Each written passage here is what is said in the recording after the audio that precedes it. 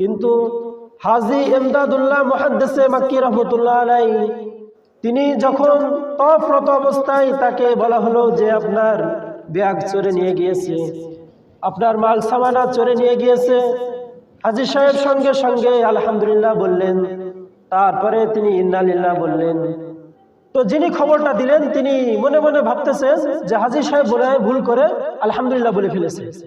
তো তিনি হাজী সাহেবকে জিজ্ঞাসা করলেন যে হাজী সাহেব আপনি কি ভুল করে আলহামদুলিল্লাহ উচ্চারণ করলেন? তো হাজী সাহেব বলতেছেন, আরে ভুল করে কি আল্লাহর নাম নিব, ভুল করে কি আলহামদুলিল্লাহ বলবো?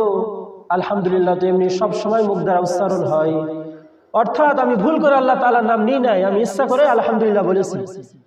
তো হাজী সাহেব আবার ইন্না লিল্লাহ বললেন। তো হাজী সাহেব বললেন যে ইন্না লিল্লাহ এই জন্য বলেছি যে আল্লাহ রাসূল সাল্লাল্লাহু আলাইহি ওয়াসাল্লাম শিখিয়েছেন যদি কোন কঠিন মুসিবতের ভিতরে পড়ো তো ইন্না লিল্লাহ বলো, এই কারণে আমি ইন্না লিল্লাহ বললাম।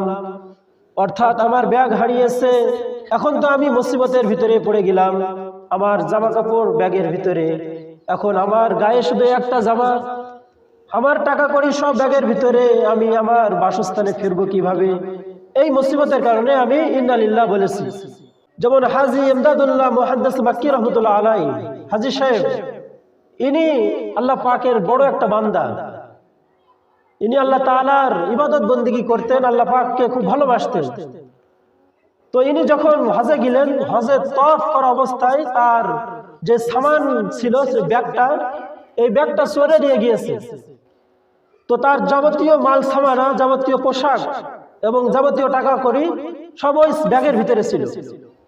হাজী সাহেব তো তওয়াফ করতেছেন, তো একজন তাকে খবর দিলেন যে আপনার ব্যাগ চোরে নিয়ে গিয়েছে।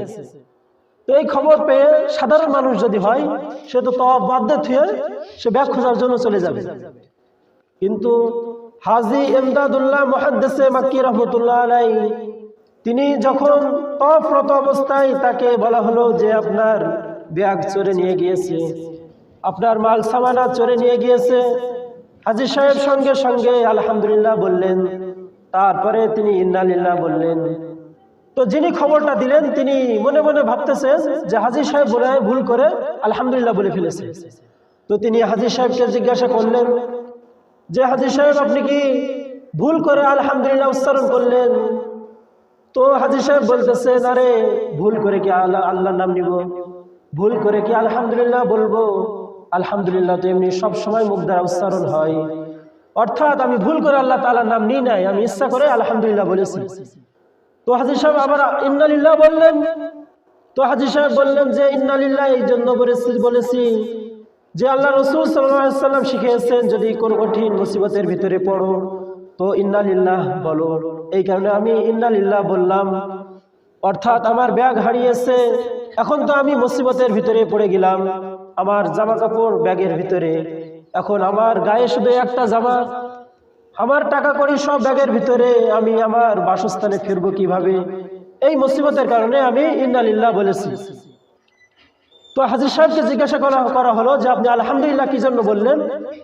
তো তিনি বললেন যে চোর ব্যাগটা চুরি করেছে, ওই চোর তো অভাবে পড়েই চুরি করেছে, যদি তার অভাব না হয় তাহলে তো সে চুরি করবে না, এই কারণে আমি আলহামদুলিল্লাহ বলেছি যে একজন অভাবী মানুষের সাহায্য করতে পেরেছি, একজন অভাবী মানুষের দুঃখ দুর্দশা, সে আমার কাছে কিছু চাই নাই, আমার জিনিস নিয়ে চলে গেছে, আমার তো উচিত তাকে আমি কিছু নিজে থেকে দেওয়া, অর্থাৎ তাকে তো আমি নিজে থেকে সাহায্য করতে পারলাম না, তো সে আমার ব্যাগ নিয়ে এসে যে একটু উপকৃত হয়েছে, এই কারণে আমি আলহামদুলিল্লাহ বলেছি। সে যে আমার মাল সামানা নিয়ে সে উপকৃত হবে, এই কারণে আমি আলহামদুলিল্লাহ বলেছি। তো হাজী সাহেবের কাছে কিছুক্ষণ পরে আবার খবর আসলো যে আপনার ব্যাগ চোরে ফিরিয়ে দিয়ে গিয়েছে। তো কেন ফিরিয়ে দিলেন? তিনি যে কঠিন মুসিবতের ভিতরে তিনি আল্লাহ তাআলাকে ভুলেন নাই, তিনি আল্লাহ তাআলাকে কঠিন একটা মুসিবত, যে তিনি মুসাফির মানুষ, এক জায়গায় গিয়েছে মাল সামানা নিয়ে, সেখান থেকে তিনি ফেরার একটা মুসিবত, সেখানে কিছুদিন থাকার একটা মুসিবত। তো যখন বান্দা মুসিবতের ভিতরে পড়ে আলহামদুলিল্লাহ বলল, বান্দা যখন মুসিবতের ভিতরে পড়ে আল্লাহ তাআলাকে না ভুললো না, তখন আল্লাহ তাআলা তার বান্দাকে কিভাবে মুসিবতের ভিতরে দেখতে পারে। এই কারণে আল্লাহ তাআলা তার সামানকে ওই চোরের মাধ্যমে আবার ফিরিয়ে দিয়ে গেলেন। তো এই কারণে মুসিবতের ভিতরে, অভাবের অনটনের ভিতরে একজন বান্দার পরিচয় পাওয়া যায়।